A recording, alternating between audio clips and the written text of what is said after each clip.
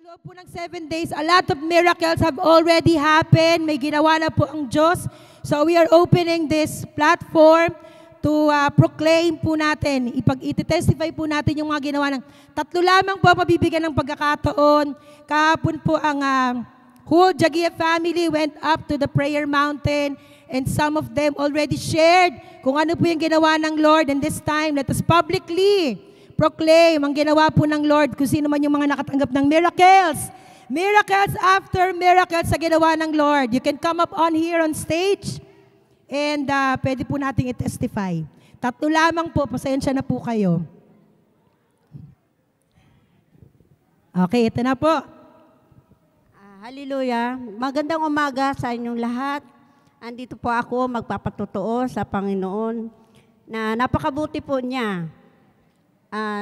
Nung 2 days lang ako nag-fasting prayer, sinagot na po niya agad ang aking panalangin na natubos ko po yung aking business na yung tindahan ko. At yun ay pinapasalamatan ko sa Kanya. Pangalawa po, sinagot din ng Panginoon yung aking kasama sa bahay na siya kusang nagsabi sa akin na uuwi na siya sa kanila. Kaya salamat pa sa Panginoon na napakabuti niya sa akin at lahat po ito'y pinasalamatan ko sa Kanya. Salamat sa Panginoon. In Jesus' name. Man, it just proves that the Lord is a God of restoration. Amen. Sige, sino pa po? Ang dami nating pinag-pray sa taas. Baka meron dyan, wag ka nang papilit. Pwede ka nang tumayo sa iyong kinauupuan. Yung mga prayers po natin dito, may healing, provision. Sino pa kahit sa kabataan, sa mga nanay? Ito na si Kuya AJ.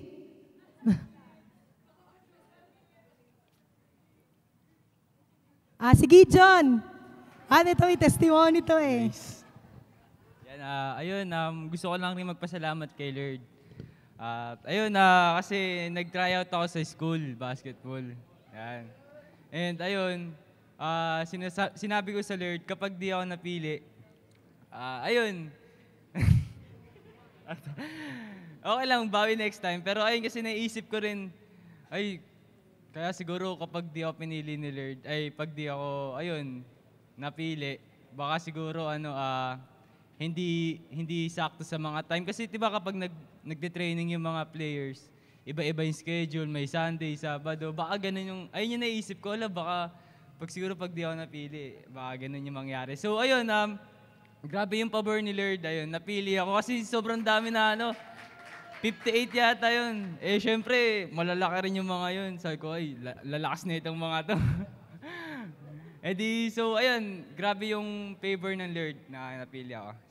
Ayun, nag-aaral nga pala ako sa Arellano University. So ayun, kapag siguro kapag na-scout ako ng mga ibang school, baka ayun, makapaglaro ako sa mga, alam niyo yung mga NCAA, parang gano'n. Ayun lang, salamat sa Lord. Amen. Nakalimutan sabihin ni Gideon kasi prior to his tryout, nag-seed siya. Kinausap ko siya, ginakuha niya sa yung pakimkim sa mga Sabi ko, Gideon, i-seed mo yung na-receive mo. So yun. And lagi namin kino-confess yun. Magiging basketball player ka para nakahiga na lang mami mo. Joke.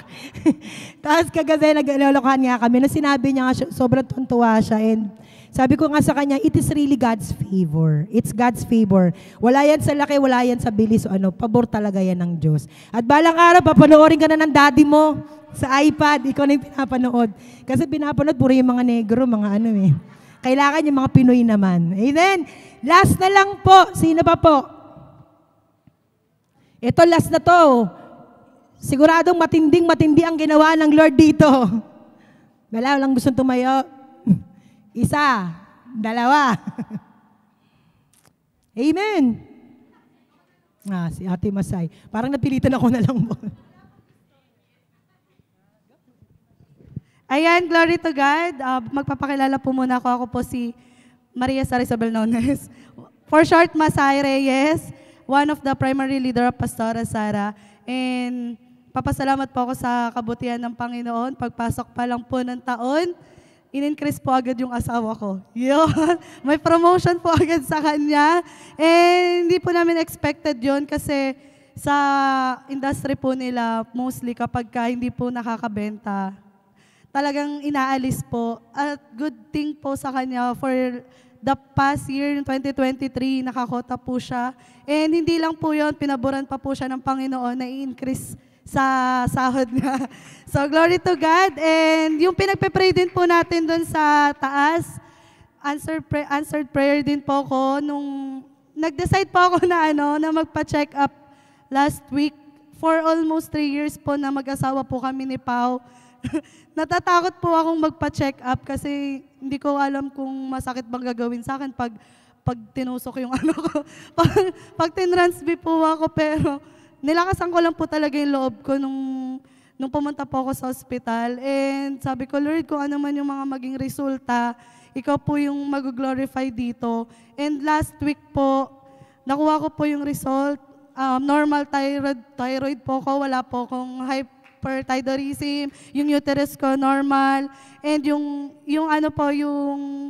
mga hormones ko normal naman po. At samahan niyo pa rin po ako sa pagpe-pray na maging both normal po yung left and right ovary ko kasi meron po akong PCOS. Sabi nga nung doktor, huwag kang mag-alala, natitreat naman yan. Kailangan mo lang tulungan yung sarili mo na maging disiplinado ka sa lifestyle mo, maging disiplinado ka sa mga kinakain mo.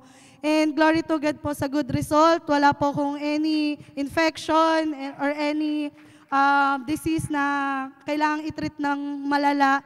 So, glory to God po. Sa Kanya po ang papuri. Habang naghihintay tayo, hindi lang yung sarili natin ang palalakasin natin, hindi lang ang sarili natin ang i-connect natin sa Diyos, ngunit importante din that we be an encouragement to someone today. Keep building up one another. Even the strongest person needs an encouragement.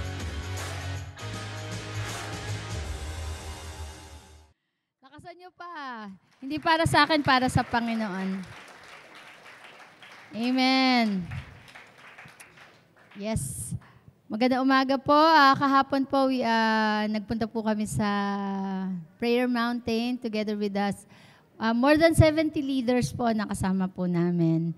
And hopefully, next time, makaakyat ulit tayo, kasama ka na. Sabihin mo sa katabi mo, kasama ka na. Amen. Praying is not just an activity, but it is, of course, being devoted to God. Amen. Kasi ino-offer natin yung ating first sa Panginoon for this year, 2024. That's why we are all involved, engaged po tayo, unang-una sa 40 days prayer and fasting. Sinabi nga po sa Bible, no? Apart from Him, we can do nothing. That's why we acknowledge Him all the time, not only for the first year ng 2024, but all the time. Pero itong first month ng 2024, ino-offer po natin sa Panginoon because we acknowledge Him na itong 2024 ay hindi tayo makaka-go through talaga, and we cannot have the victory if we without the Lord. Amen? Kaya nga sabi niya kay Joshua, consecrate yourself for tomorrow, I'm gonna give you victory. Ibig sabihin ng consecrate yourself, unahin mo muna si Lord sa buhay mo. No? So, 40 days yan, and then we also have the 12 hours prayer chain. Kung nakikita niyo po sa taas, marami pong nakalistang pangalan dyan. Especially your family, baka nandyan na po yung apelido ng inyong pamilya. No? While I was praying, nakaupo po ako at nakatinitignan ko po yung pangalan ng bawat pamilya. Nandyan yung Lopez family, no? Machocar family, Quinquito family. Ang dami pong apelido na andyan po. And the Lord reminded me of Genesis chapter 12, verse 2. Sabi niya kay Abraham, I'm gonna bless you and you will be a blessing to every family of this nation. Amen? minsan iisip po natin, no, we need to go to somewhere far para lang maging blessing po sa ibang pamilya. Pero sa unang-una po sa panalangin, we spend time in prayer for each family. Isa-isa po talaga. Sabi ko, Lord, araw-araw pinagpipray namin to. Yes, araw-araw. And we mentioned every family names para po itaas natin sa Panginoon, para makover ng blood ni Jesus. Amen? And also we have the 90 days word tour. Yan. Why 90 days? Because sa 90 days po, ang 90 days po ay perfect number of time or number of days para ma-develop po ang habit. Yan, so 90 days. So I beseech you, I encourage you to join the word tour. Din sinisend po ng mga leaders natin kung ano po yung mga dapat nating basahin. Amen? Marami tayong bagay na binabasa sa social media. Which is yung iba naman talaga, di ba? Very useful. Pero wala nang iba pang pinakamakapangyarihan kundi ang salita ng Diyos. Because the Word of God is anointed. It has power, it has life. Kaya kung meron man po tayong babasahin at i-meditate sa buhay po natin, ngayong taong ito, dapat ang salita ng Diyos. Amen. No, so, yung word tour natin, kulitin niyo po yung yung leader nyo. Leader, nasa na yung natin, yung devotional, devotion natin na dapat basahin. Yan. Sinisend na po sa amin sa sa GC. And then i-forward po sa bawat network. And at this year po, our theme for the G12 family is Great Harvest. Sabihin nyo nga, Great Harvest. Sino ba naman ang ayaw ng Great Harvest? Sino gusto ng Great Harvest? Great Harvest means great blessing. Tama? Mag-harvest ka ng madaming itlog, di ba? Ano pa, maraming gulay, mag-harvest ka ng maraming gatas. Ano pa ba yung mga hina-harvest? Pulot-pukyutan, di ba? Ano yan farmer's term yan. Ano pa ba yung mga hina-harvest? Yung ATM mo, pagka pinindot mo may laman, yan, nag-harvest ka niyan. Tama? No? So, it's harvest time for this 2024. This is our declaration. Lahat ng mga tinanim mo at tinanim ng nauna sa atin, ngayon po ang taon na i-harvest natin. Yung mga ipinanalangin natin, yung mga nasiriran po natin ng Word of God. Amen. Pero alam niyo po ba ang harvest ay hindi madali. It requires great effort. Pag great harvest, dapat great effort. Amen. Now, may nakita na ba kayo na halimbawa isang hektarya, sabi na isang hektarya ng palayan na iha-harvest na. Nakakita kayo isang farmer lang ang nag-harvest? Hindi, marami po. So it takes big effort, na big number of people para po sa great harvest. And if we believe that this is the last day, sabi natin, nasa end times na tayo. Yung iba, nasa end times na tayo, magpakabait na tayo. Yun lang ba pwede natin gawin sa end times, magpakabait? Diba?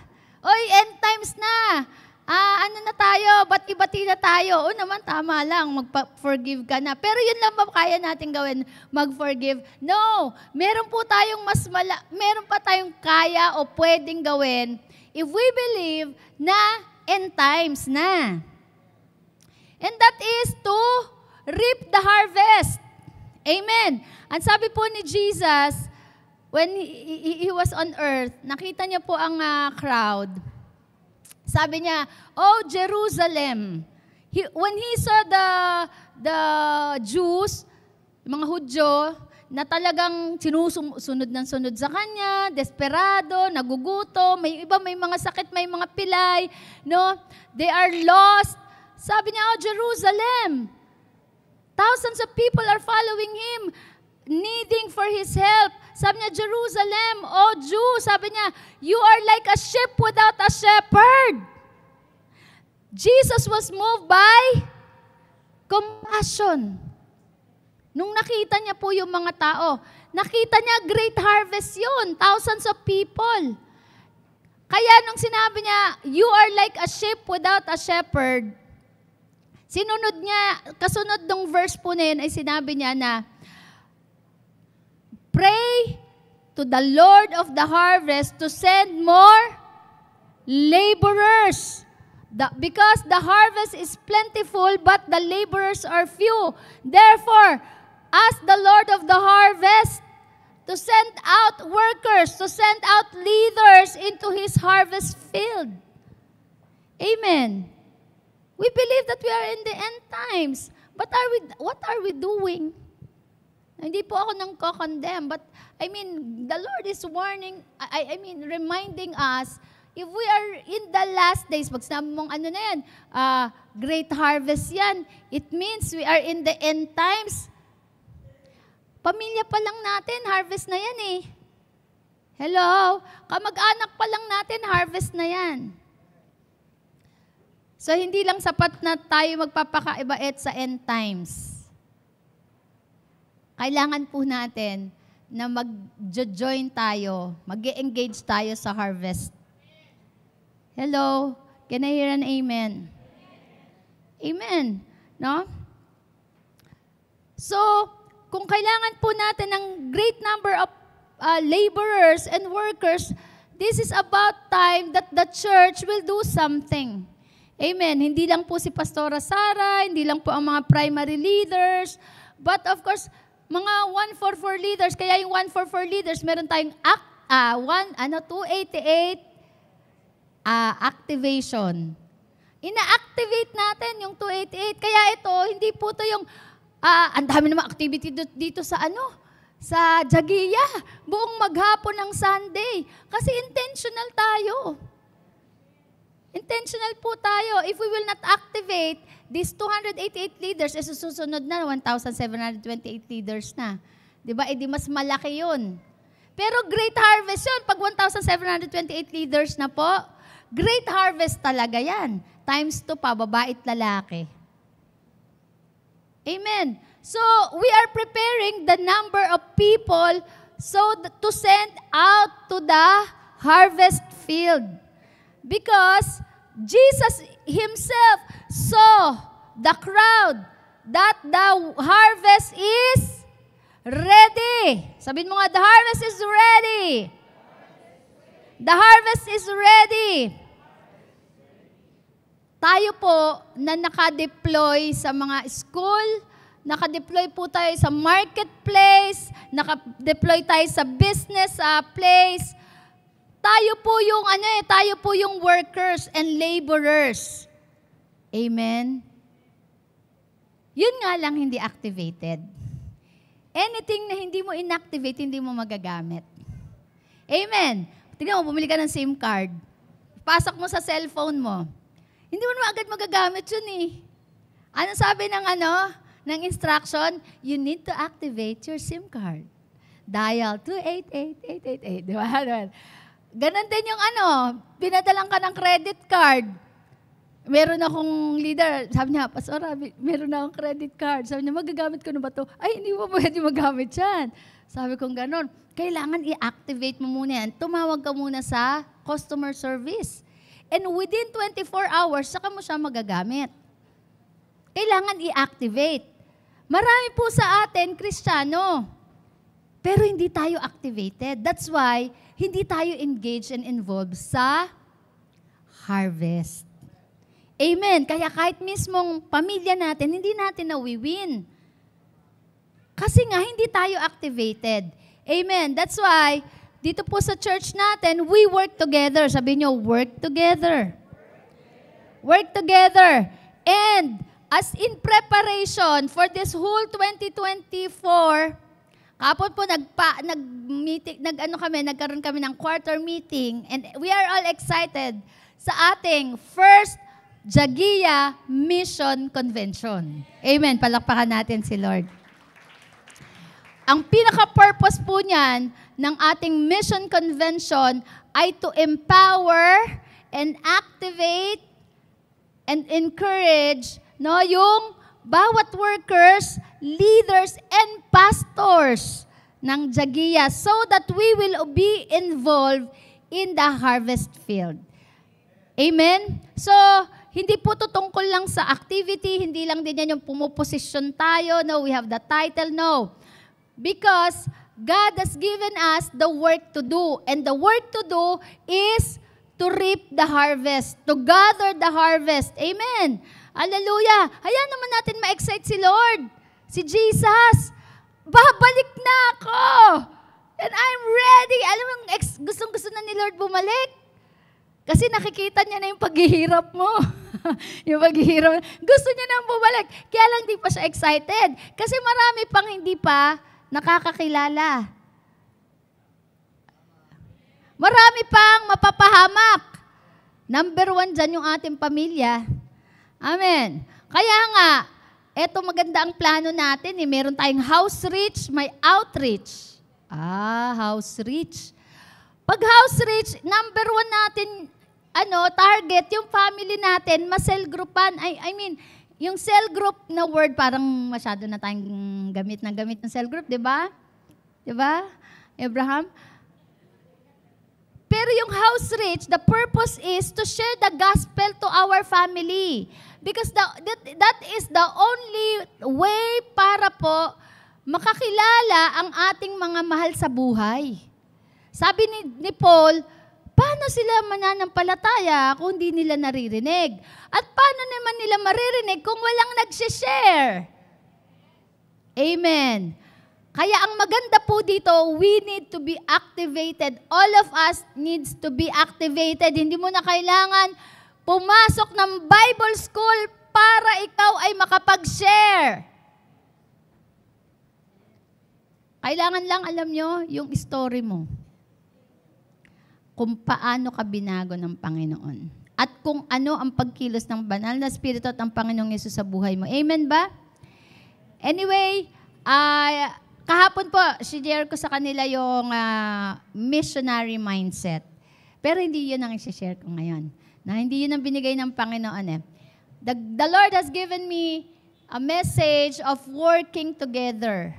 Working together is we are stronger together. Sabi niyo, stronger together. The title of my message is Synergy, Stronger Together. Yan, stronger together. Alam niyo po ba, gusto-gusto ng demonyo yung nag-iisa ka. Yung nag-iisa tayo.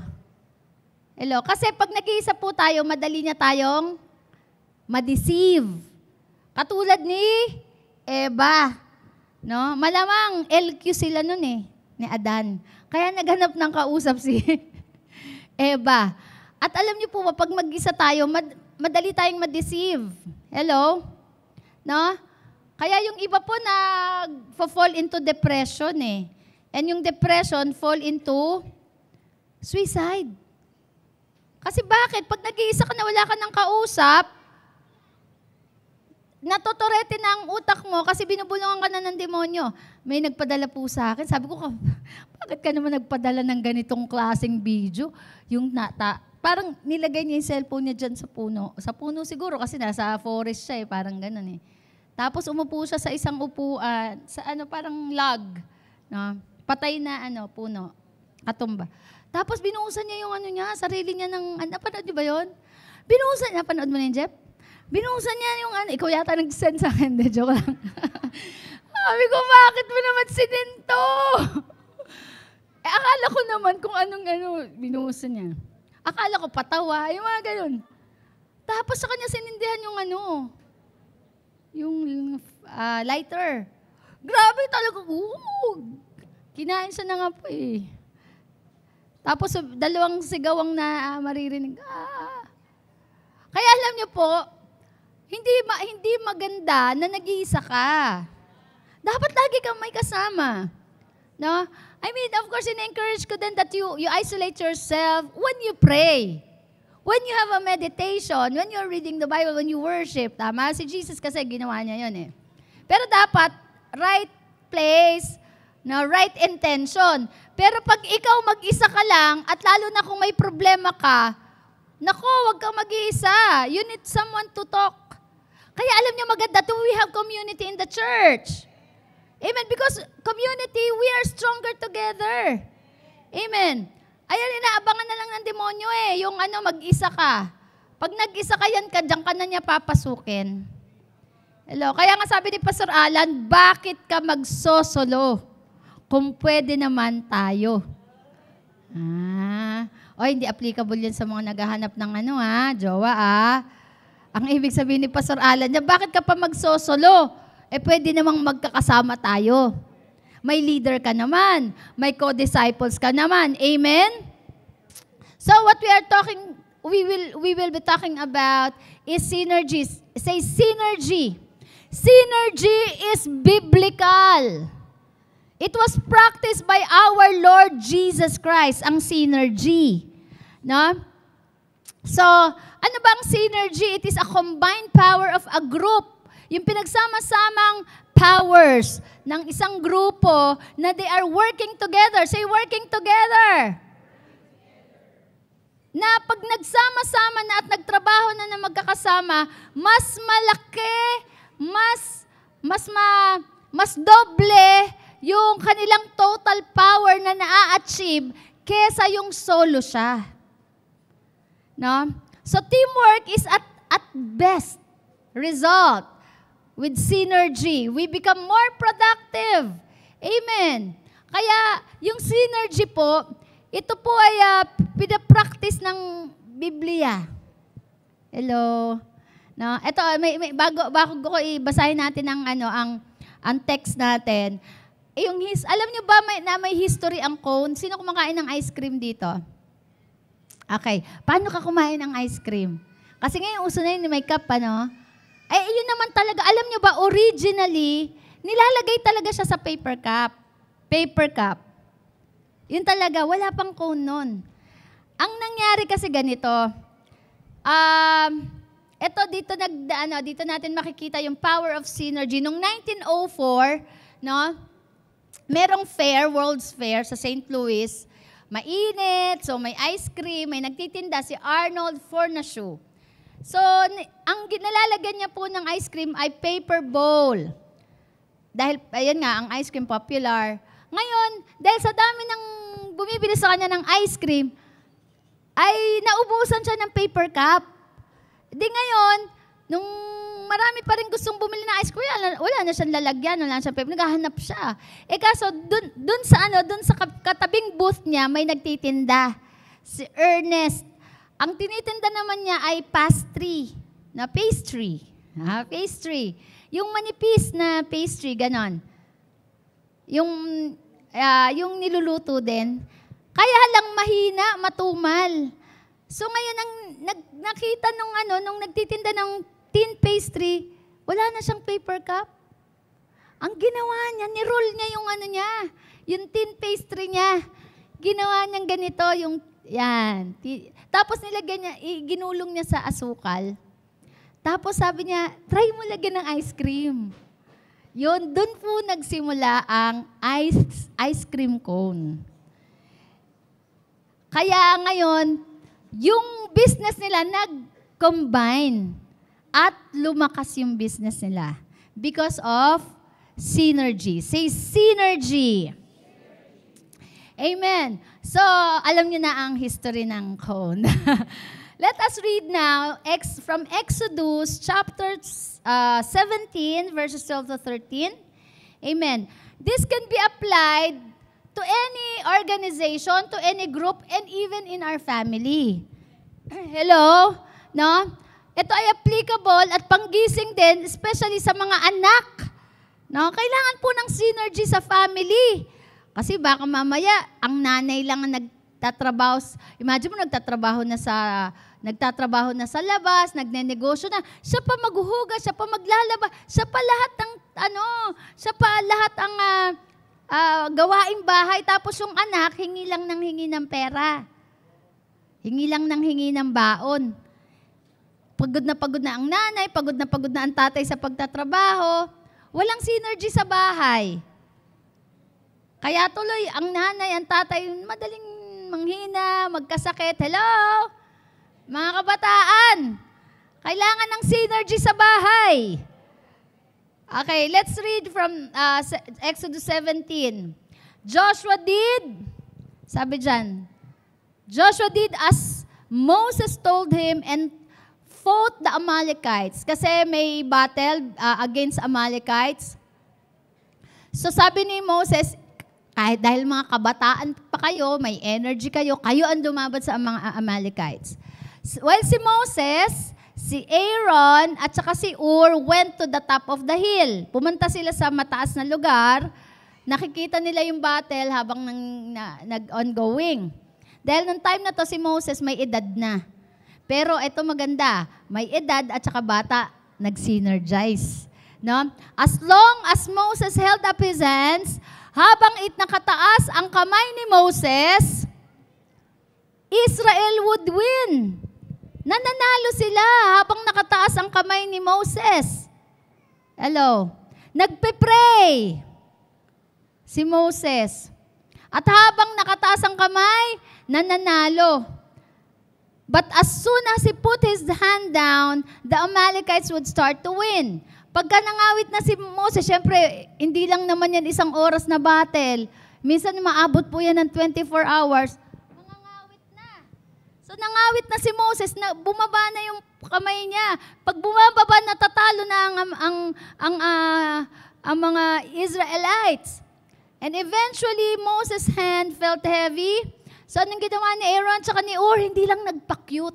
Yan. Hindi lang gumanon-ganon. Kaya niyo yan, di ba? Si Aaron tsaka si Ur ay kumuha ng stone or rock. Na? Siyempre, malaking rock yan, malaking bato. Inilagay nila sa ilalim ng kilikili ng arms ni Moses. And si Aaron, itinaas niya rin, tinulungan niya rin si Moses, itinaas niya yung isang kamay ni Moses. And his hands, tingnan natin and ganun din si Ur, ditig-isa sila, di ba? Tapos may rock pa na support. Alam niyo, tingnan niyo, his hands remain steady until sunset. Tumagal sila because they synergize. They work together. Nagtulong-tulungan sila. So Joshua, yung mga young people, defeated the Amalekite army in battle. Amen? Palakpakan nga natin si Lord. Kaya may power in synergy. Tignan nyo, matututo tayo sa mga langgam. Tignan natin yung mga langgam. Anong mga lesson natin sa langgam? Bawat langgam po ay contributor. Wow! Di ba maliit lang po ang langgam? Actually, wala pong mata ang langgam. They operate through their smell. No? Pero bawat langgam ay contributor ng larger group. No? At grabe sila organize for a common goal. Hindi kanya-kanya. No? Hindi sila kanya-kanya. And ang ants po ay dependent sila at malaki ang tiwala nila sa isa't isa. Tignan mo ang katabi mo. Yan. May tiwala ka ba dyan sa katabi mo? They have that trust to accomplish the task. Ito naman kasi minsan yung mga nanay ayaw din utusan ng mga anak. Hindi, ako na lang. Gusto perfect no? Paano mo mapaperfect yan? Kasi nga ayaw mo utusan. Sabi nga ni sino ba to Kiyosaki. Sabi ni Kiyosaki, sino yung mga teachers dito? Sa school daw, when the students make mistakes, they are punished. But mistakes sometimes are needed so that they will learn. Kaya minsan sa bahay din, nakakapag-produce tayo ng mga tamad na anak kasi nga ayaw nating utusan dahil ayaw natin ng magkamali sila. Hindi papasa sa standard natin. Pero hindi sila matututo kung hindi muna sila magkakamali. Yung masusunog muna yung paborito mong blouse. No? Mai-stain yung pinilaban mo, mababasag ang baso, ang pinggan. But eventually, they will learn from their mistakes. Hello? No? So, they trust each other, making decisions as a group rather than as individual. So as a leader, kailangan may tiwala tayo sa ating mga disciples. bilang mga magulang, magtiwala tayo sa ating mga anak na kaya nilang gawin yung task, no? Dahil hindi natin kayang gawin all alone ang mga bagay-bagay. Hello? No? So, nile-leverage natin, ini-increase natin yung strength ng mga taong nakapaligid sa atin sa pamamagitan ng pag-synergize. Amen? Dahil yung single effort ay less than the synergized effort. Yung magkakasama, yung working together. Amen? Ngayon, ito po, mga Christians, sometimes, we can... minsan niisip natin, how can we change the world? Paano tayo magkakaroon ng impact sa mundo? Paano, anong gagawin ko? Nag-isa lang ako. Estudyante lang ako. Ako may bahay lang. Wife lang ako. Ako lang mag-isa. Hindi ko kaya. At minsan yung mga mahiyain, sino yung mga mahiyain dito? Oy, hindi halata, Pastor Beloy. Pero alam niyo ba yung mga mahiyain na yung boses ng isang mahiyaing Kristiyano, it becomes a roar. Sabi niya, roar. It becomes a roar when the voice joins together with the voices of others in a congregation. Yung alam mo yung ikaw mahiyain, pag ikaw lang ang sumigaw, yaw lang yan. Pero pag nag-join ka together with other people, nagiging roar. Amen.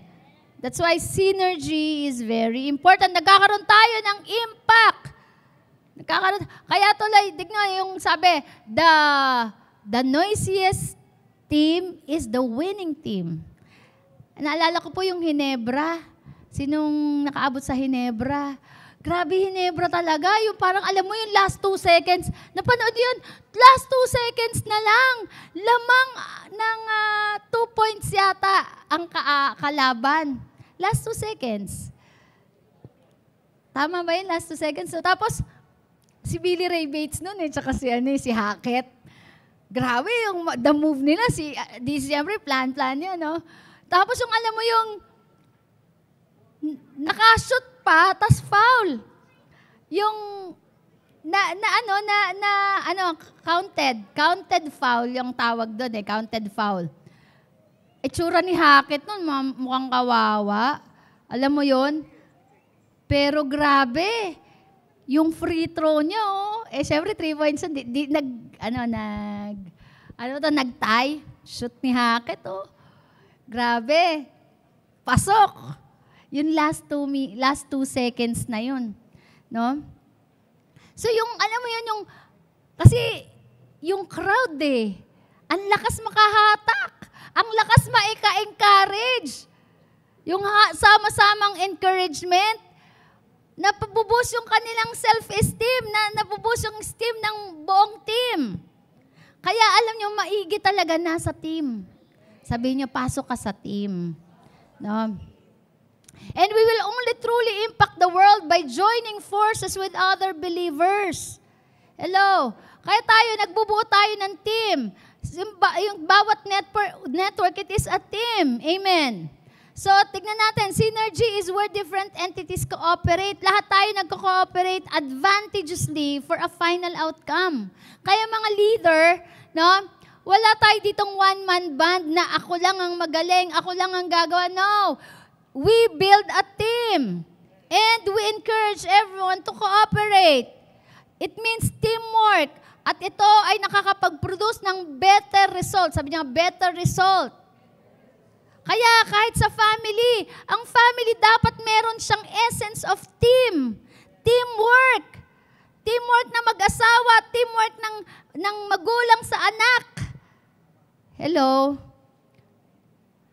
Hindi yan yung one side lang ang pagod na pagod. Kaya tuloy yung one side lang, pagod na, gusto nang gumibap, gusto nang mag-quit. Kasi siya trabaho ng trabaho. Hindi, team naman tayo dito Ikaw, trabaho ka ng trabaho. Ako naman gastos ng gastos. Then we are a team. Hindi po ganun yun Hello? No? Ibig sabihin, we work together to earn. Yung mga anak, kung hindi pa kayo nagtatrabaho, at least mag-cooperate naman kayo sa pagtitipid. Magtipid kayo sa kuryente. Patayin nyo naman yung kuryente. Pag di ginagamit, yung tubig. Hello? Yung pagkain, huwag kang kukuha ng sobra-sobra. Sabihin mo, synergize. Amen. Tignan natin yung isa pang magandang example nitong yung synergy. Tignan niyo po. Sa human synergy, picture.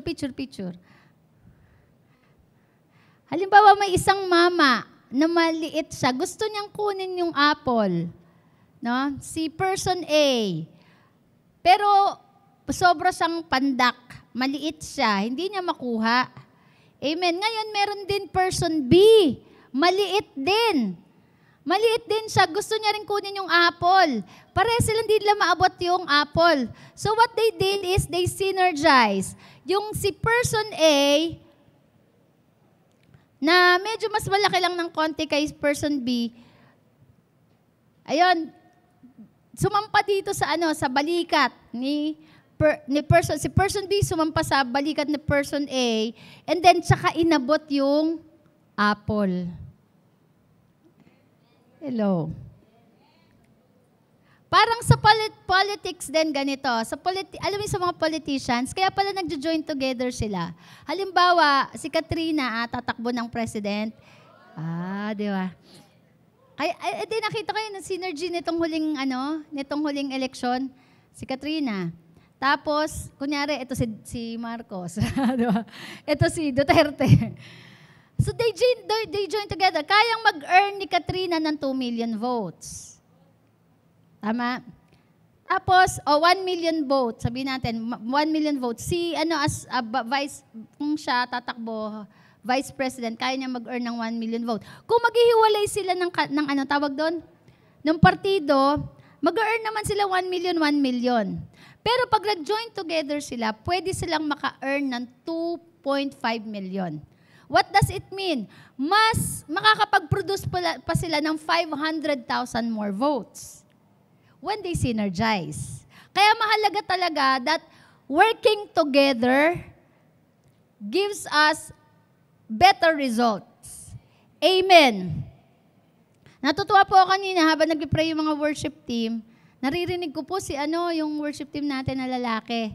Na? Sabi ko, dati to hindi nagsasalita Ngayon, talagang nag-encourage siya. Amen. That's why we trust our people. Amen. We synergize. We cooperate. We empower everyone. Hello? No? Kasi importante po that we work as a team. So, ano pa yung 4 basic facts about the power synergy? Synergy helps us to create something we could never produce on our own.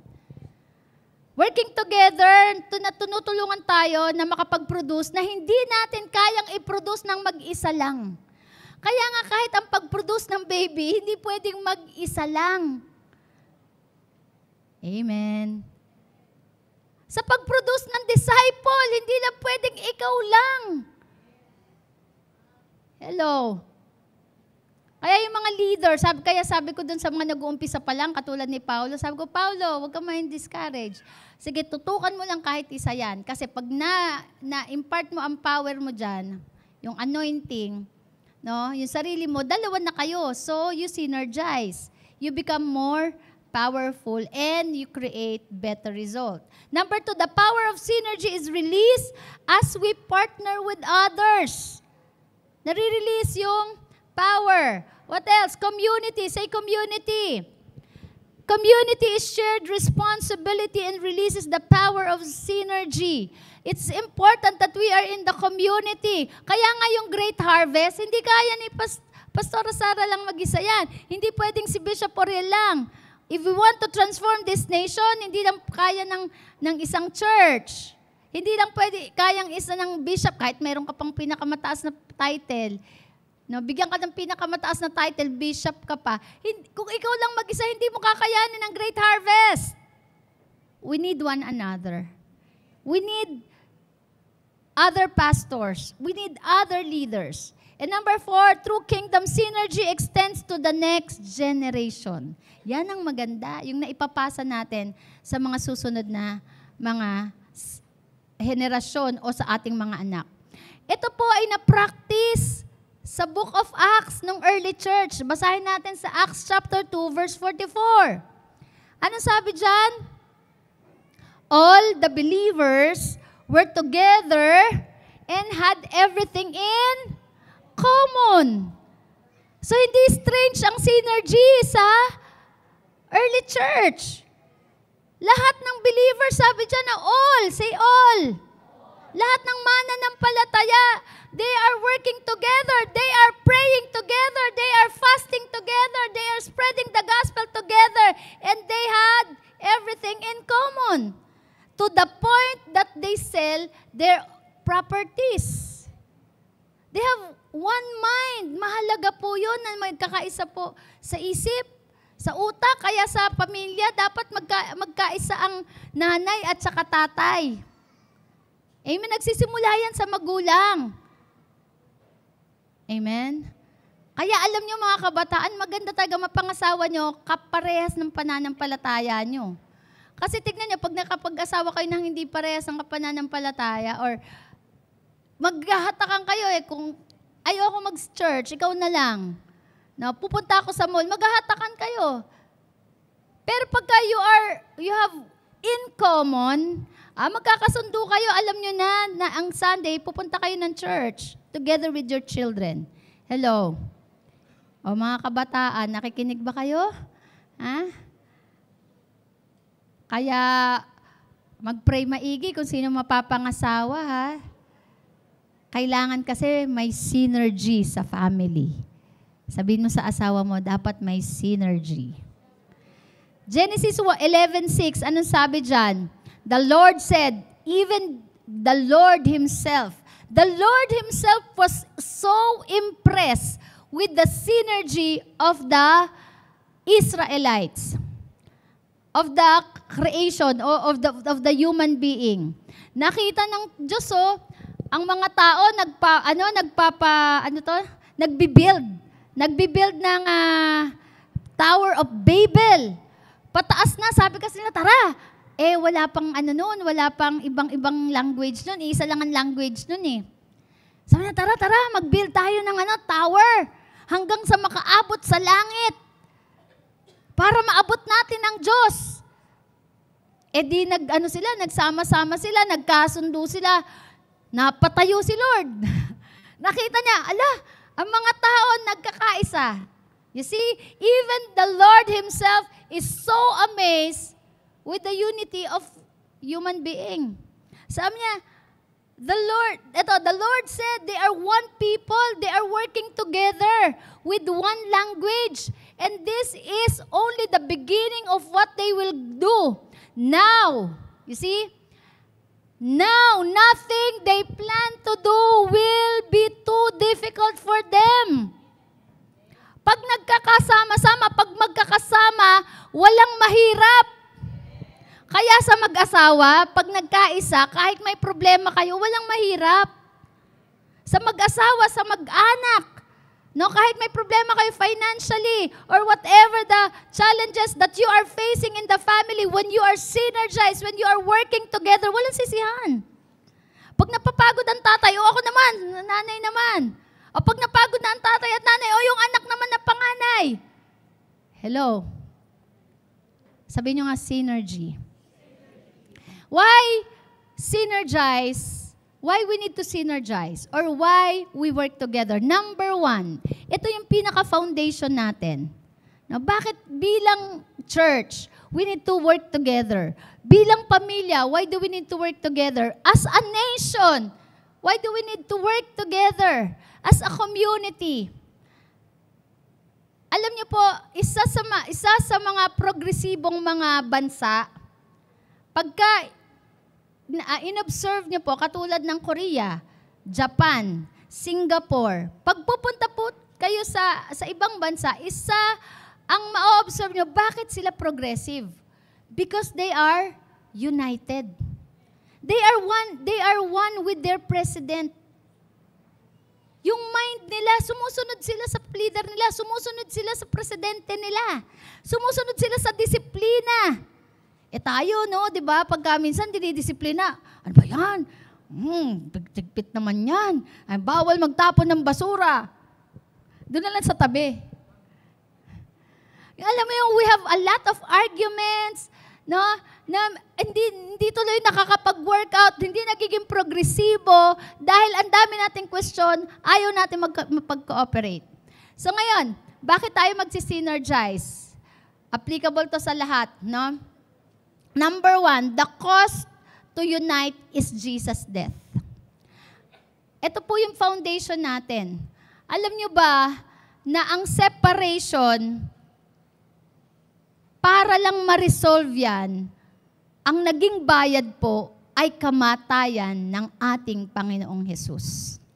When Adam and Eve disobeyed God, yung hindi na sila naging ka-align ng isip ng Diyos. Bakit? Kinain nila yung forbidden fruit No? Dumating ang kamatayan, nagkaroon ng problema, nagkaroon ng separation. No?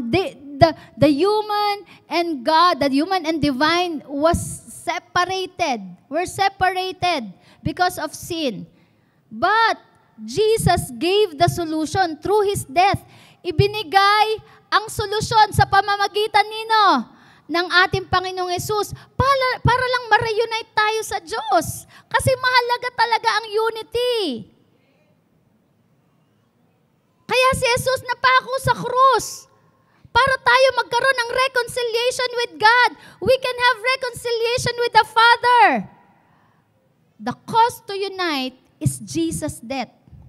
Alam niyo po ba na meron talagang nagsasakripisyo para lang ma-unite? Si Bonifacio, si Jose Rizal, yung mga bayani natin ng mga nauna na nagbuwis ng buhay para lang ma-unite ang bansang Pilipinas. Sa pamilya natin, merong nagsasakripisyo. Diba? Kaya yung mga magkakapatid dyan, lalo na yung mararami, mas nakakaya naman kung dalawa na lang nag-aaway pa kayo.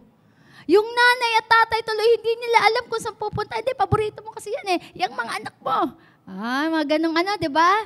Linyahan, tuloy yung tatay at nanay, hindi na nila alam kung saan pupunta yung mga anak, advice ko naman sa inyo, no?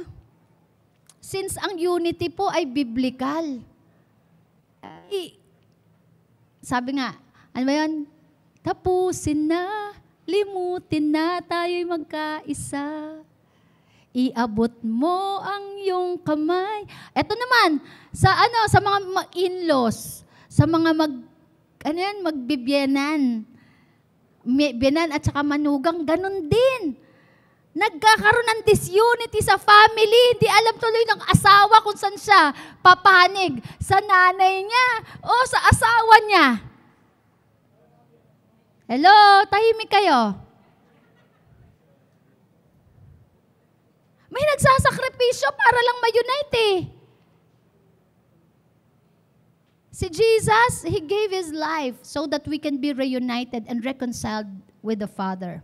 Amen. Kung maiintindihan lang po natin mga Kristiyano ang cost, ang ibinayad, the pains, the sufferings, the sacrifices, the separation, the agony of our Lord Jesus Christ just to restore the unity. Amen. Kaya tayo, mga Kristiyano, minsan na-divide po tayo in a very small issues. Hello, tignan mga katabi mo. Minsan nasa-separate tayo sa mga small issues. Tama. Yung hindi nag-reply, hindi binayaran, hindi pinautang. Ganun. Hindi na.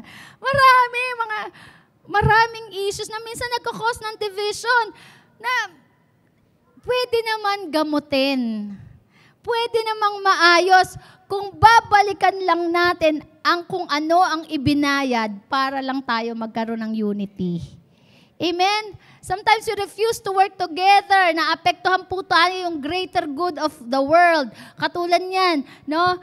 Mas pinili natin na makipag-work together.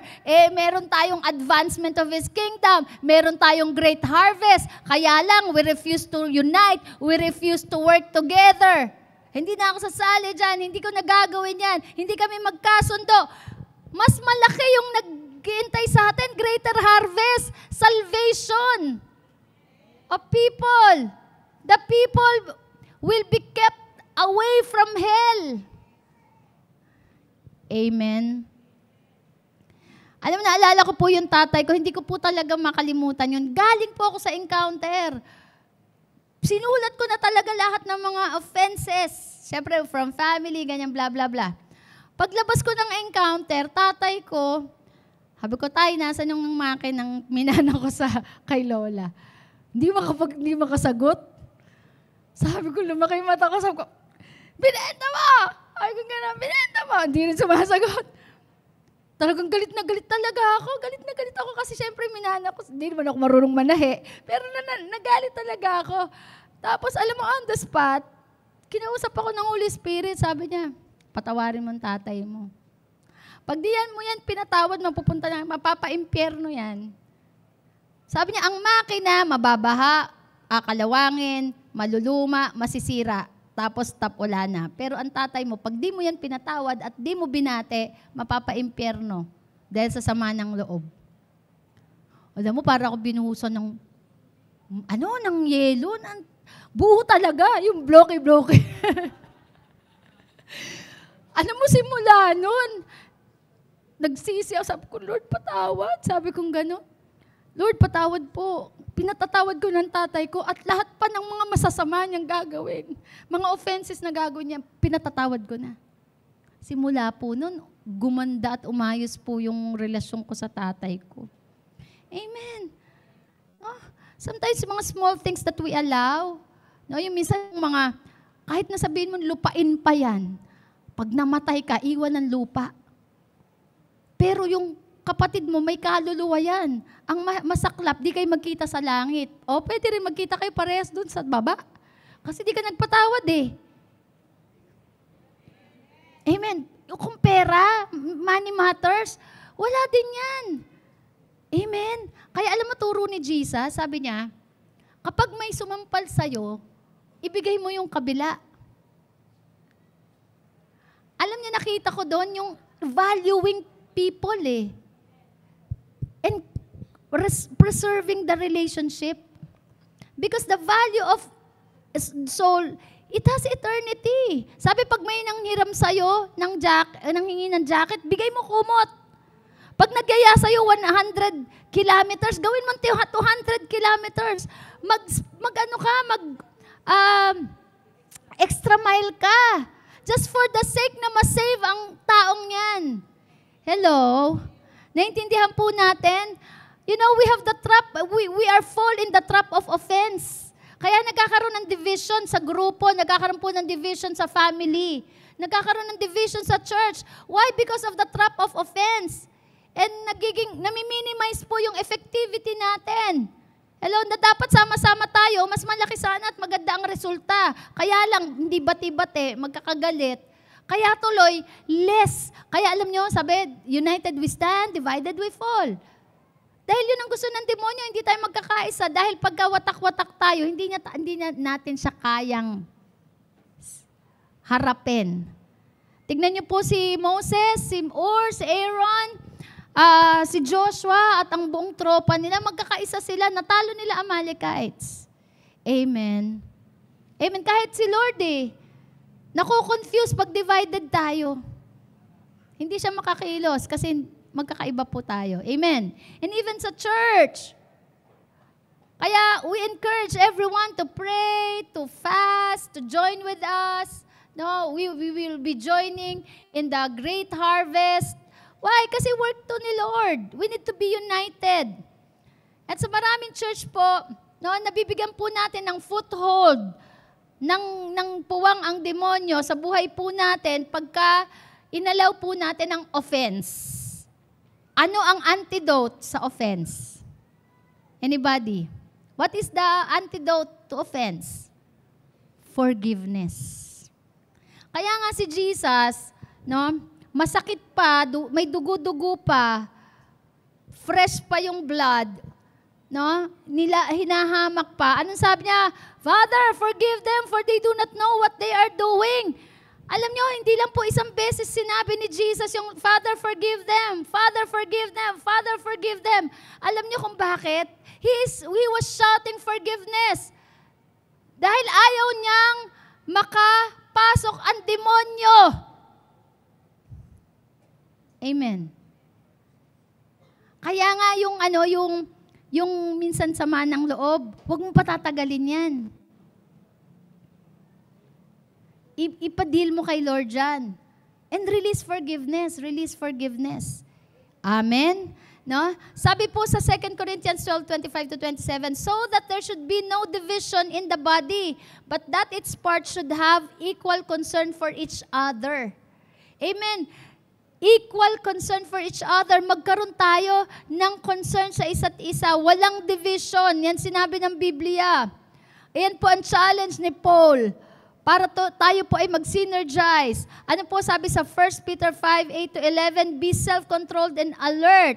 Because the devil, your enemy, the devil prowls around like a roaring lion, waiting for someone to devour.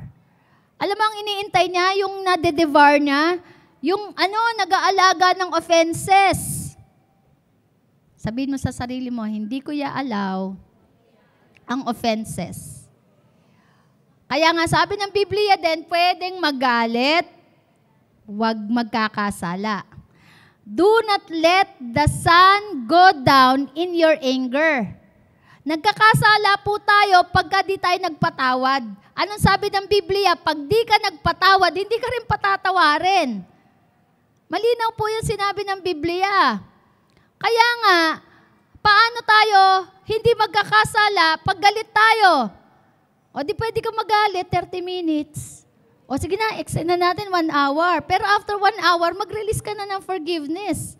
Eh kung gusto mo naman talaga, katulad ni Jesus, masakit pa lang, nagre-release ka na ng forgiveness. Father, I forgive him. Father. Alam mo yun? Pinatatawad na kita. Talagang sinasaksak mo yung una, no? Diba? Sinusuntok mo yung pader. Pero nagpapatawad. Yun ang pinakamahalaga, magpatawad. Amen. So, ang foundation po ng Christianity is Jesus. The foundation of Christianity is Jesus. The foundation of every relationship is Jesus. Amen. Kaya alam nyo, may mga nare-restore na relationship eh. Yung matagal na hindi nagbabate. Hallelujah. Nung na-born again, no? Nagkabati-bati, tama? Sino meron ditong mga pamilya na dating watak-watak kayo, pero nung na-born again kayo, natuto tayong magpatawad.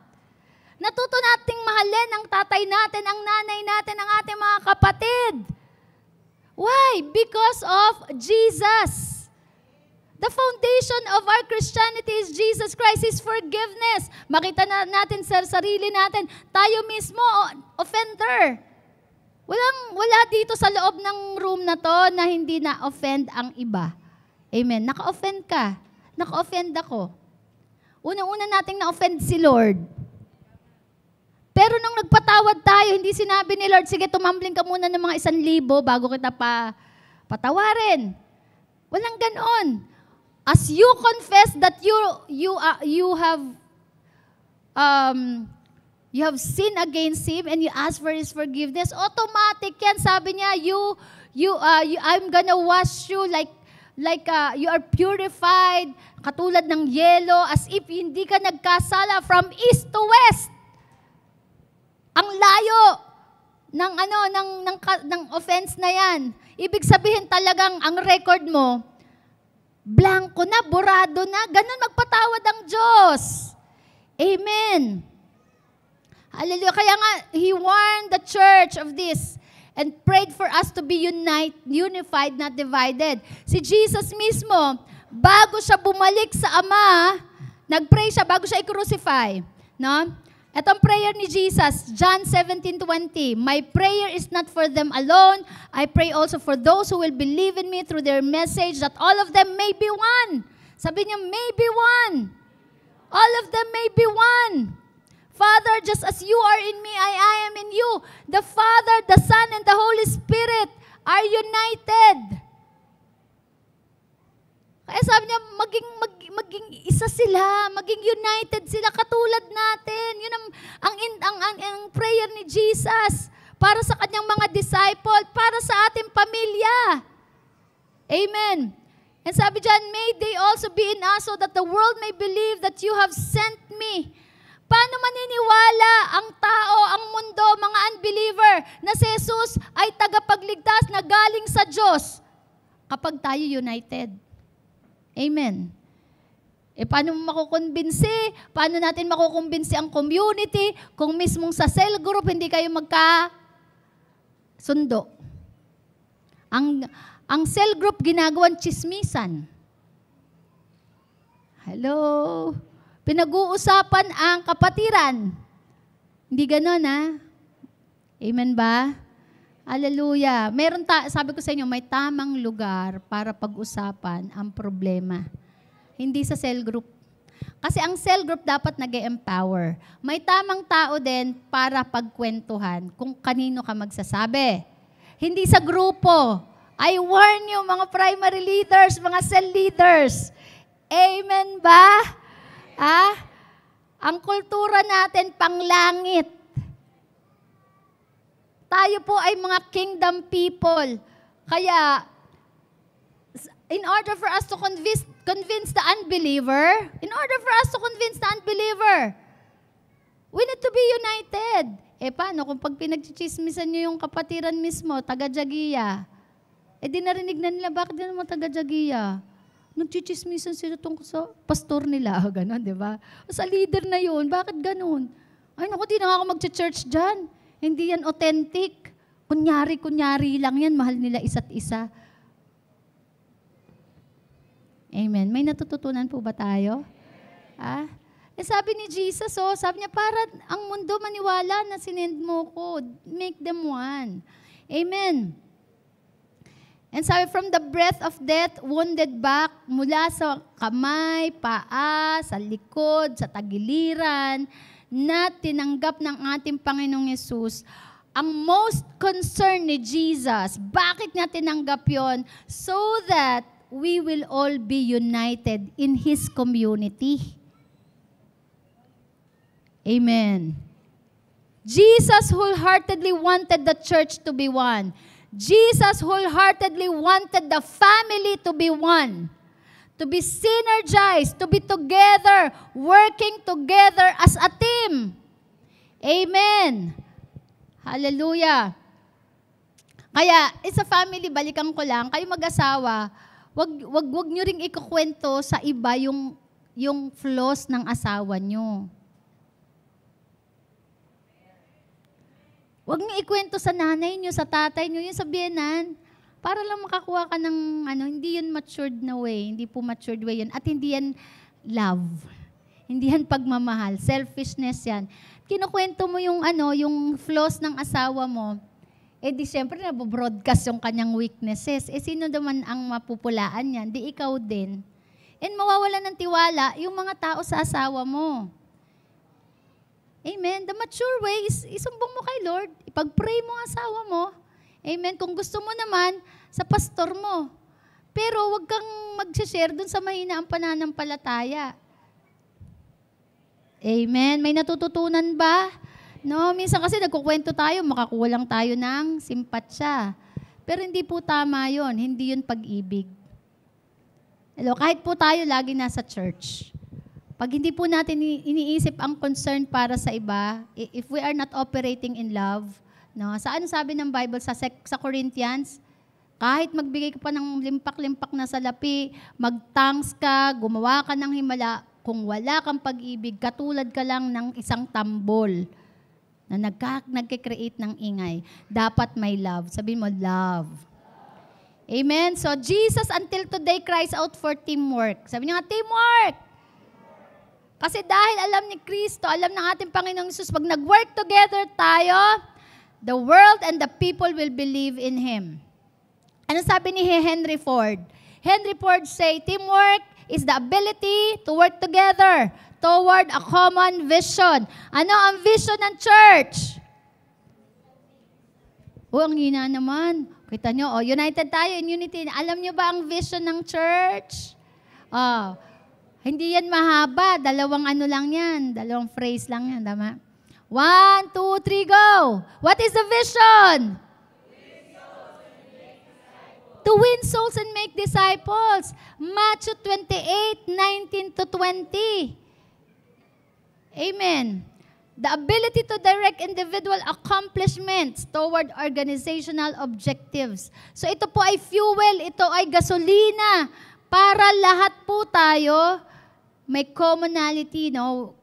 At meron tayong results, good result, productive results. Amen. There must have no division or there must be no division in the body of Christ. Huwag niyong i-allow na may division sa church, sa cell group, sa family, amen, and even sa community, and even sa nation po natin. Naalala ko po yung ate ko, Maka Duterte yun eh. Nung kampanya, syempre, meron akong iboboto sa heart ko. Kasi yun ang binawa ng leader ko. I'm one with my leader. So alam niyo naman kung sino binoto ko nung last election. Pero yung ate ko gusto niya ang iboto ko yung yung manok niya. Di syempre hindi ko sinasabi. Why? For the purpose of preserving the relationship. Hanggang doon sa nanalo na yung kanyang manok. Sabi niya, sino ba binoto mo? Sabi ko, di si Pacquiao. Sabi niya sa akin, bakit hindi mo binoto si Marcos? Sabi ko, nanalo na nga, magagalit ka pa ba sa akin? No? Pero ang purpose ko, kaya hindi ko sinabi, para ma-preserve ang relationship. Amen? No? So, minsan, may mga bagay tayo na huwag natin i-allow na magde-divide ng family, ng relationship natin. Amen ba? Na minsan may mga preferences tayo, but we need to preserve the unity. Amen. So, pag walang synergy, pinipigilan niya po ang revival. Ang revival na dapat mangyari sa church, mangyari sa nation, mangyari sa community. Kaya as a church, we need to be united. Hello? Sabihin mo sa katabi, we need to be united. Pangalawa, why we synergize? The people are empowered when working together. Na-empower ang bawat isa kapag tayo po ay nagtatrabaho ng magkakasama. Masarap may kasama pag may katrabaho, right? Hindi ka naiinip. Kita mo, pag halimbawa sa bahay, 3 kayong naglalaba. Ang bilis, ang saya. Diba? Yung nagluluto. Mas mapapabilis po yung trabaho. Hindi mo napapansin yung oras. Kasi you are working together. Hindi mo rin nararamdaman yung pressure. Hindi mo nararamdaman yung stress kasi may kasama ka. Unlike pag isa lang talaga nagtatrabaho sa bahay. No? Nagtatrabaho ka para kumita kayong isa. Iba naman tagagastos. Hallelujah. Kayo mga anak maging sensitive din kayo sa mga tatay nyo. Namamusta nyo ba yung tatay nyo? O yung mga breadwinners sa family? Minsan hindi na nagsasalita, stress na dahil sa bayarin. Tapos sasabi, tuition fee, yung tatay di alam kung saan susuot eh.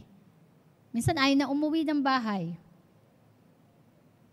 Hello, mga anak. Can I hear an amen sa mga anak? When we are in the spirit of unity, we are living in truth. People would say, if you can't even agree on the truth among yourselves, how could you possibly teach us the truth? Kung hindi nyo na-apply ang unity paano mo ituturo. Kung hindi mo ipinasasabuhay ang katotohanan sa buhay mo, paano mo pa siya ituturo?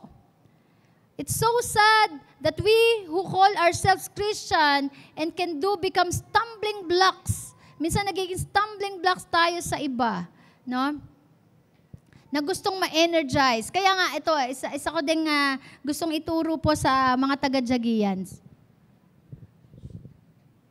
We need to be very careful when we speak, when we talk. No? Minsan meron tayong mga rants. Tama ba? May mga rants tayo.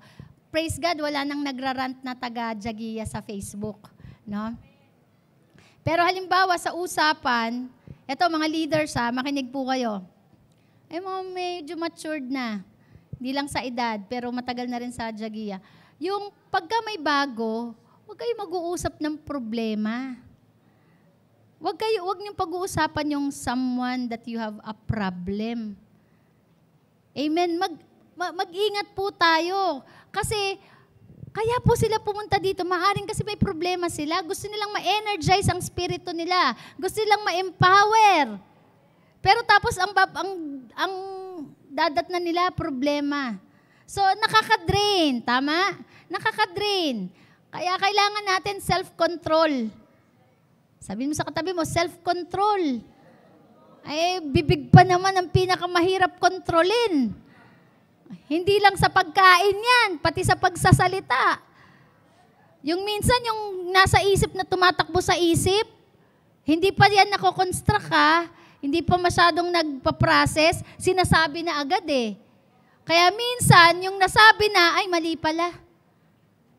Kaso nasabi mo na. Sabi nga, yun yung mga bagay na hindi mo pwedeng ibalik. Oras, buhay, at saka words. Kaya bago ka magsalita, process.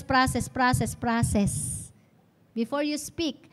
One of the sign of a mature person is he is silent. Hindi naman dahil pipi siya. Diba?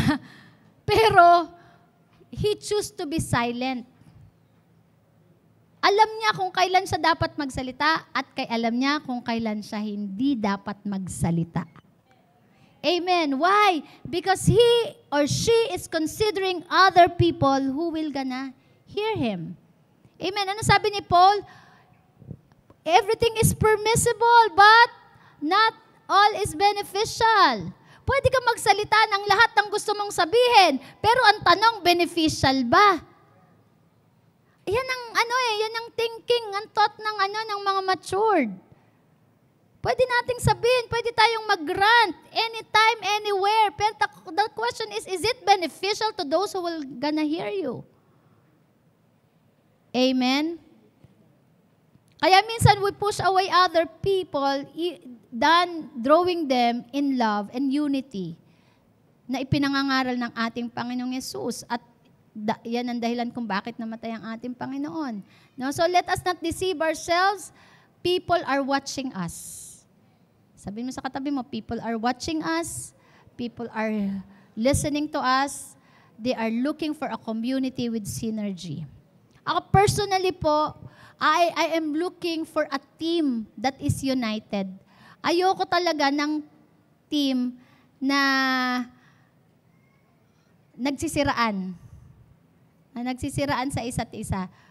Kasi bakit? Ang purpose, alam ko ang purpose ko To love God, to love people. My vision is to win souls and make disciples. Kung dito pa lang tayo, hindi tayo magkakasundo, hindi natin ma-advance ang kaharian ng Diyos.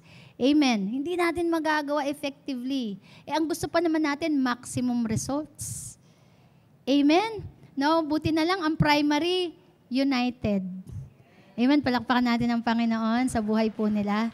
Alam nyo ba, machismis ko lang po ang primary. Ang primary po, magkakaiba ng ugali.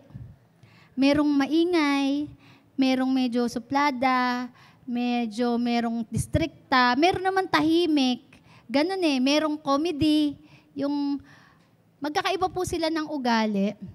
Pero ang maganda sa kanila, nag-matured na sila. Amen? Hallelujah. Paano po nag-mature? Sabi ko, sayang, wala na si Pastor Alan. No? yung may personality sila, pero matured in a way na kaya na nilang pagbigyan ang topa, kaya na nilang intindihin ang isa't isa, kaya na nilang unawain for the sake of doing or achieving the common goal. It doesn't matter, sige, kung nasaktan ako, join pa din ako at forgive, tama? Kaya kung napapansin niyo po, nakakalabas na kami 100%. Wala na nagpapabebe. Hallelujah! Ang sarap ng pakiramdam na buo ang team. Amen. Kung ako bilang leader, ganun ang pakiramdam ko, ang sarap ng buo ang team, di lalo na si Lord. Tama. Lalo na si Lord, kung makita niya, ang church ay nagkakaisa. Lalo na makita ng mga magulang na ang kanyang mga anak ay nagkakaisa. Ang sarap sa pakiramdam. Amen? And last, teamwork works at all times. Teamwork works at all time. Sa word po na team, walang letter na, ano spelling ng team? T-I-M? Si team yun. Ang word na team ay T-E-A-M. Walang I. Amen? Ang team po ay together, everyone achieves more. In order for us to be successful in this great harvest, we have to work together. Hello? Kaya nga, halimbawa, yung mga may edad natin, pero natutuwa po ako sa mga edad mga advanced in years, katulad nila Nanay Gloria, 77 na, 72, 73, 73, no? Kaya pang umakyat ng mga bundok, pumunta sa cell group, pag-invite. Pero halimbawa, kung di ka man, di ko ito in-encourage, pero kung hindi ka man nakakapag-join sa ganon, mag-pray ka.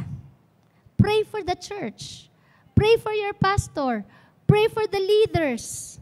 Amen. Ayun po ay isang trabaho at isang contribution natin sa ministry. Kasi alam niyo po, ang walang ginagawa, yun ang nagkikriticize.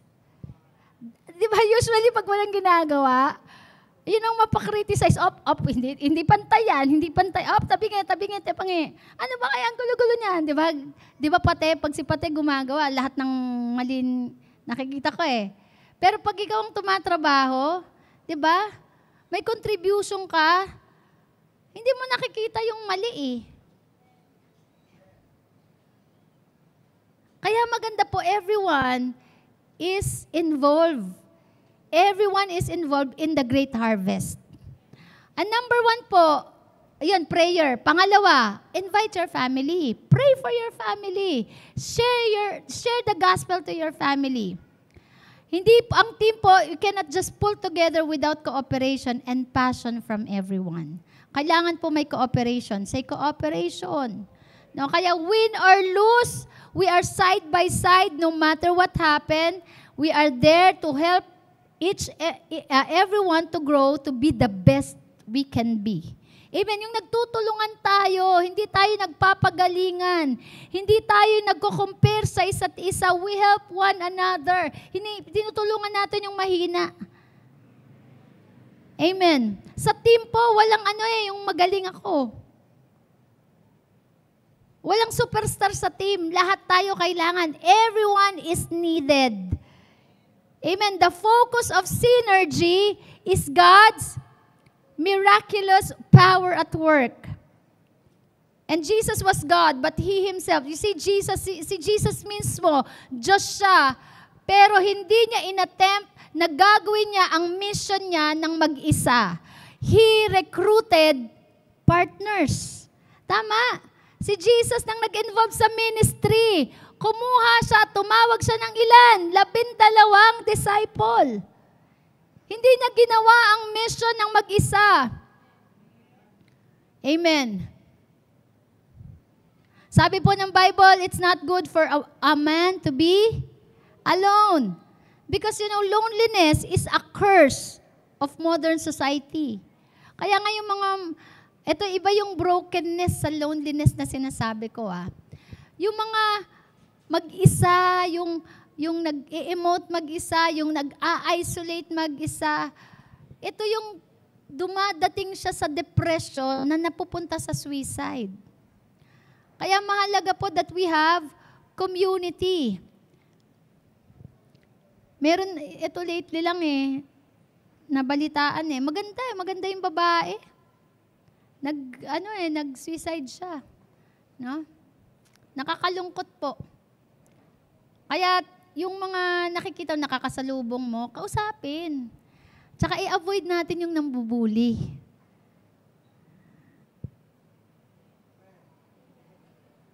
Wala ako narinig ng amen. Kukunti lang. Mambubuli. Kasi alam niya ganito lalo na pag hindi mo naman ka-close, mabuti kung close na kayo, talagang gano'n na kayo, alam niyo na ang isa't isa Pero yung pagbago halimbawa sa office, sa school, nabuli, hindi naman kayo close. Yung pala, ang bigat na ng problema, binuli mo pa. Yun na, tinuldukan mo na. Yung iba na napoprovoke napoprovoke mag-suicide Yung ibang estudyante, mga anak, ayaw pumasok. Bakit? Nabubuli sa school We need to be sensitive as well. Amen? No? Individual commitment to a group effort, that is what makes a teamwork. Sabi nyo nga, commitment.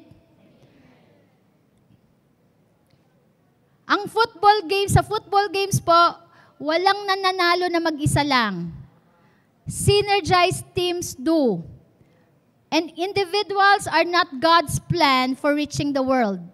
Hindi natin kayang abutin, i-evangelize, spread out ang gospel to the world ng mag-isa lang.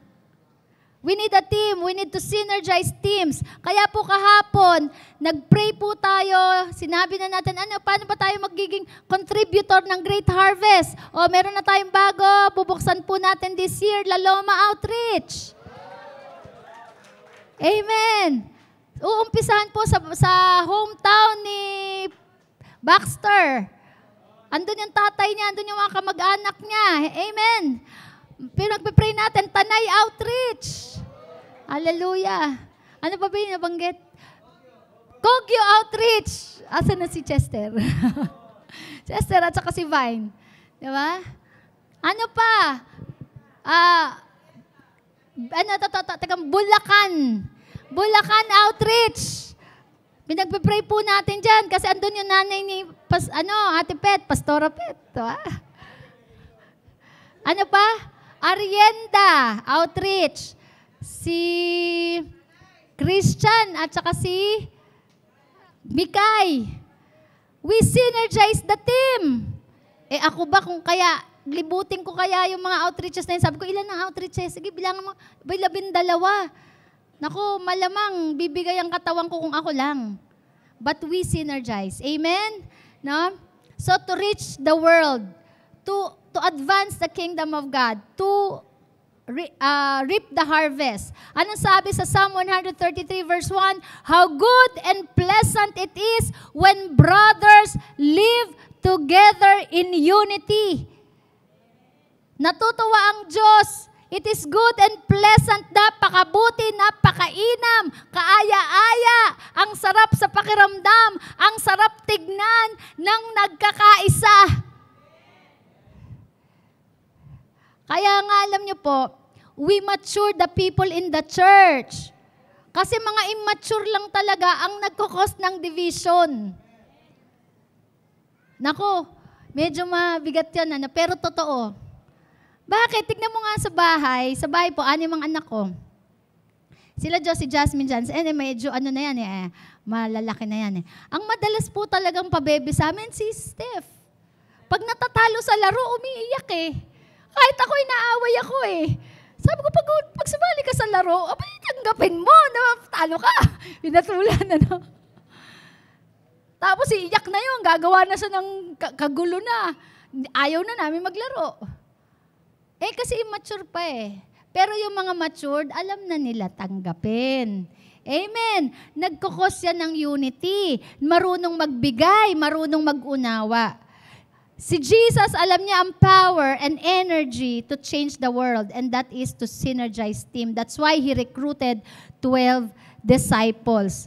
Kaya nga, sabi, no, sa Matthew 4:18, sabi niya, come follow me. Tinawag niya isa-isa yung kanyang mga disciples. Amen. So Jesus knew God intimately. He was directed to use the team to change the world. And this is also applicable until today. Amen. Kaya kung wala pa po kayo sa cell group, mag-join na kayo ng cell. No? Because cell group is not a religious activity. It is a community. Tignan po natin sa Book of Acts. Madidiscover natin yung pagsisynergize ng team sa Acts chapter 6, choosing of the 7. Note, the team grew bigger and more effective nung pumili sila ng 7 leaders. Sa Acts 11:19-30, and sabi dyan, teamwork in action ni Barnabas at saka ni Saul. Sa Acts chapter 12, verses 12-17, teamwork in prayer when Peter was placed in prison and every believers gathered together and they pray for miracle and it happened. Anong ibig sabihin po? Sa Bible po may synergy. Nung si Pedro po ay nakulong, nagpray ang buong church para po siya ay makalaya, ma-deliver, at nangyari po yung himala. Nakalaya, nabuksan po yung prison cells. Kaya nga po yung together, we are praying together in 40 days, prayer and fasting, prayer chain natin, no? Kung halimbawa, si Pastor Sara lang ang magpe-pray ng 12 hours. Wala na akong time sa family ko, wala na time sa sarili, hindi ko na magagawa yung iba pang assignment. But because we synergize, every hour, merong pong nananalangin, merong lumuluhod. Amen? At marami po kanina, may mga nagpatotoo, kahit kahapon, nagpatotoo, lumapit sa akin nung nasa prayer mountain kami. Sabi niya, Pastora, meron pong himala. May himala. No? Habang nagpe-pray to, hindi pa, ilan pa lang, pang-5 pa lang, no? Pangalawa pa lang na araw. Sabi niya, Pastora, merong himala sa ATM ko. Biglang nagkaroon ng 10,000. Hallelujah, palakpakan natin ang Panginoon.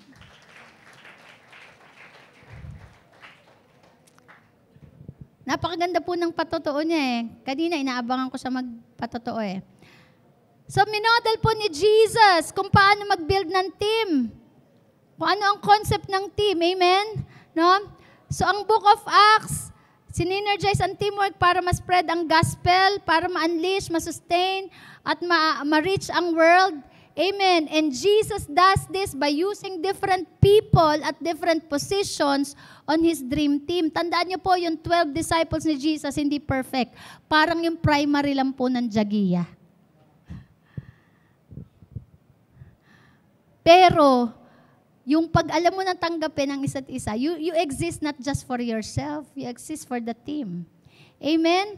No, kaya yung members, team does not exist for the members. Members exist for the team. Amen? So, tapusin na natin. Alam ko, lahat tayo naintindihan na natin to. No? Importante po that we are not just members, but we are not just players, but we are team players. Sabi niyo nga, team players. Alam ni Jesus that the best team was a team with different types of people. Kailangan natin ng isa't isa. You know, in Jagiya, I really appreciate the team. I thank the Lord for having this kind of team. Na yung iba mas magaling pa sa akin. No? Sabi ko nga doon sa isang primary, sabi ko, grabe, salamat kasi sa Jagiya, diverse. May driver, may cook, no? May organizer, may prayerful warriors. Tama? Merong magaling maningil. Merong magaling sa multimedia. Amen? We are diverse. And we need one another. Hindi porket magkakaiba tayo, magwawatak-watak na tayo. Kaya tayo magkakaiba kasi kailangan natin ang isa't isa para i-advance natin yung pinagagawa ng Diyos. Amen. Hallelujah. It only requires maturity, love to one another.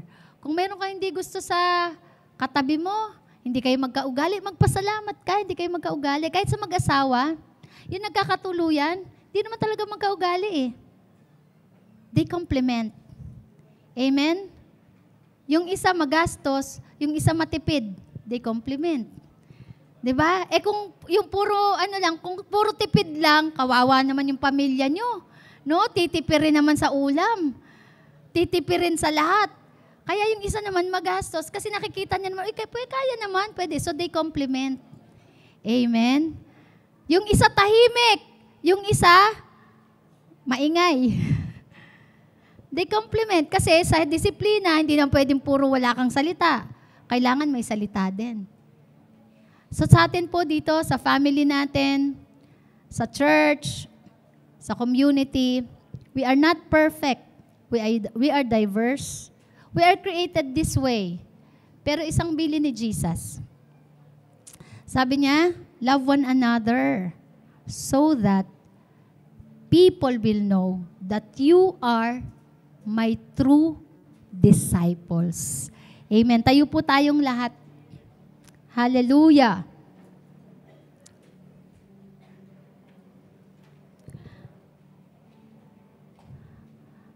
Bago po tayo manalangin, may sinend ba akong video?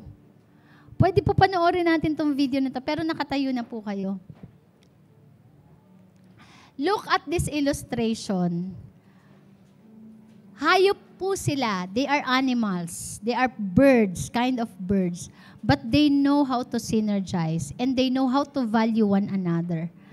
Panoorin po natin. There's a lot we can learn about teamwork from a rather surprising source. When geese migrate, they form a V shape.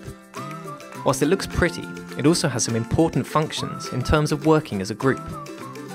When flying in a V formation, each member of the team creates an uplift for the team member behind. This team effort makes the flight of the whole group more efficient. If a goose breaks free from the V shape, it will immediately have to make more effort to keep up. So working in a team towards the same destination means less effort needs to be made as an individual. And the same goose doesn't always lead the V shape. Leadership rotates, so that the burden of flying in front is shared. Again, this makes the whole flock more efficient. The geese flying behind encourage the front geese to keep up their speed by honking. This communication affects the whole team, and their positive feedback makes the whole team more successful. Lastly, if a goose gets sick and falls out of formation, 2 others will stay with it until it is well enough to join another flock. The team cares for one another, as a loss to the flock is a loss for all of them. So, to recap, working as a team is more efficient than working alone. Leadership can be shared for greater efficiency and to spread the burden. Communication with the whole team is important. Giving encouraging feedback promotes success, and having empathy for team members is always better than taking a selfish approach.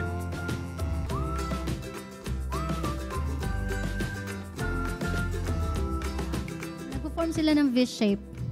May leader sa harap, and yun po yung nag-flap ng wings. So, yung leader po nila nauuna, and sa V-shape siya, kasi pagka nag-flap po silang together in a V-shape, mas napapabilis po yung kanilang pag-forward. Pag-forward yung kanilang paglipad. Kasi yung pag-flap ng wings, nakakatulong po yan to go against the wind. So, kailangan nasa V-shape sila at together ginagawa nila. Kung nakita niyo po, kapag umalis yung isa dun sa V-shape, mas hirap po siyang mag-flap ng wings. Kaya tayo, hindi tayo pwedeng mag-isa kasi mas mahirapan tayo. Pag mag-isa tayo, we need to go back to the V-team, to the V-shape. Anong V? Victory. Amen. And sabi doon, nakita niyo, nagpalit-palit sila. pag napagod na po, kasi ang may malaking energy doon yung nasa unahan eh. Kailangan mag-flap siya ng wings. Kasi nga, they are flying against the wind. So ngayon, pag pagod na siya, palit naman yung nasa pangalawa, pupunta siya sa likod. Pag napagod na, yung isa naman ang papalit. And pagkatapos yung mga nasa likod, hindi sila nag-criticize. Ang bagal mo naman. Anong ginagawa nila? Nag-cheer sila. Chini-cheer nila, oh, we're doing well. We are doing good. Amen. At pagkatapos, pag merong sagansa, pag merong may sakit, mayroon dalawa, nasasamahan nila yung may sakit.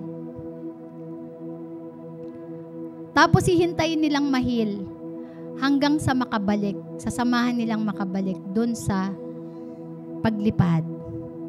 Amen. That is a team. Ganon din applicable sa family. We are not just consumers, but we are contributors. Amen? Sige po, mag-pray tayo. Gusto ko po, sa prayer natin, mag-pray tayo together with our team. Kung andyan yung ka-family or mag-asawa, do you pray for one another? Kung andyan po yung network nyo, you pray. Pwede po ba? Sige po. Go to your team. Go to your family. Minsan, tayo yung magkakapamilya, pero tayo yung hindi nagkakaintindihan. Pwede ba sabihin mo, ina-appreciate kita kasi kapamilya kita. I appreciate you because we are a team. Buti na lang nandiyan ka.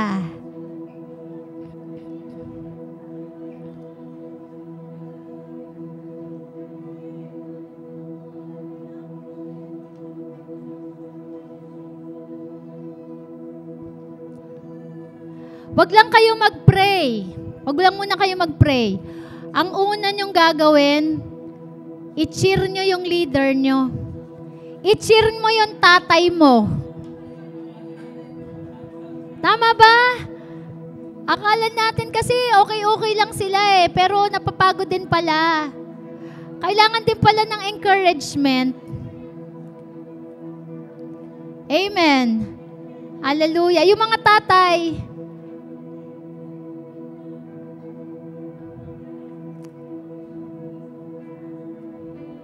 come on, sabi, we communicate. Communicate your appreciation.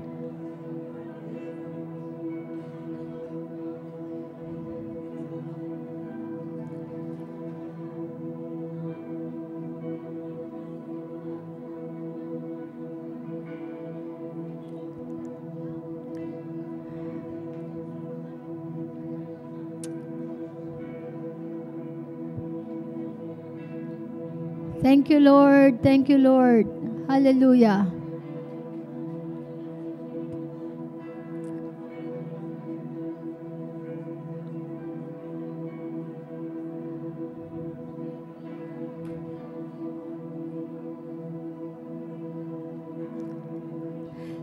Lord, we are so thankful, God, for the life of our leaders. Thank you, Lord, for the life of our parents, for the father and mother who always stand for their family. Thank you so much for them, Lord. Thank you for the parents who keep their family as a team, who keep their children together. In spite of any challenges, hindi po umayaw yung mga magulang. Nagpatuloy po. Maraming salamat po sa mga magulang na narito. That they are together. They never give up. Thank you as well, Lord God, for the brothers, for the sisters, mga siblings, that in spite of differences, Lord God, they continue, Lord God, to live together in harmony. Thank you so much.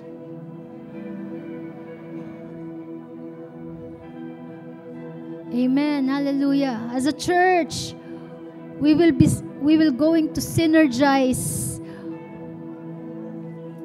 Lord, i-bless mo mga primary leaders, their disciples, Lord, the 144 leaders. Thank you so much for their lives.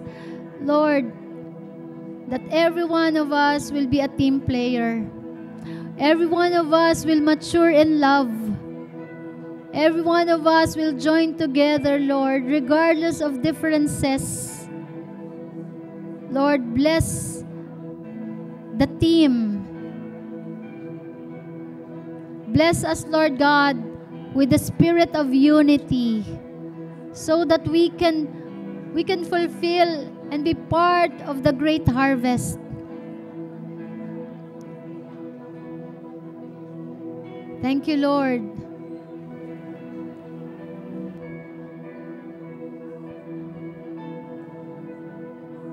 You stay with the team and we will gonna pray as a church. Amen. Pwede po ba natin itaas natin ang ating mga kamay? And as we raise up our hands, isipin po natin, tanong natin sa sarili, ano kaya yung maiko-contribute ko as part of the body of Christ? Ang parte po ng katawan, lahat yan may function. And everyone is important. Never think that you are least. No. And find your part in the body. Find your function in the body. Maring hindi ka visible sa church, hindi ka laging nakikita. Pero grabe naman ang panalangin mo para sa mga pastor, para sa mga leaders. And that is your assignment. That is not least. Find your part. Find your contribution. Anong maiko-contribute mo sa church, sa body of Christ? And that you offer it to the Lord. Amen? Hallelujah, Lord. Maraming salamat po, Panginoon, that we are one. Iisa lang ang katawan. Many functions, but there's only one body. We have one head, and that is you, Jesus Christ. And you are so pleased, Lord God, that when we are united, Lord, with all our might, with all our strength, while we are waiting in your coming, Lord God, sa iyong muling pagbabalik, Lord, we will give our contribution. We will function according, Lord God, dun sa iyong pagkatawag sa amin. Lord, maraming salamat po. Continue to empower everyone. Salamat po sa buhay ng bawat isa. Lord, na naging parte ng pamilyang ito, na naging parte, Panginoon, ng iyong katawan, na tulong-tulong po namin na ina-advance ang iyong kaharian. Mahal ka namin, Panginoon. Salamat sa pagmamahal mo, salamat sa pagpapatawad mo, at mahal ka namin, mahal namin ang isa't isa. Purihin ka, dakilain ka, ito po ng aming dalangin sa pangalan ng Ama, ng Anak, at ng Banal na Espiritu. Ang lahat po ay magsabi ng Amen. Amen.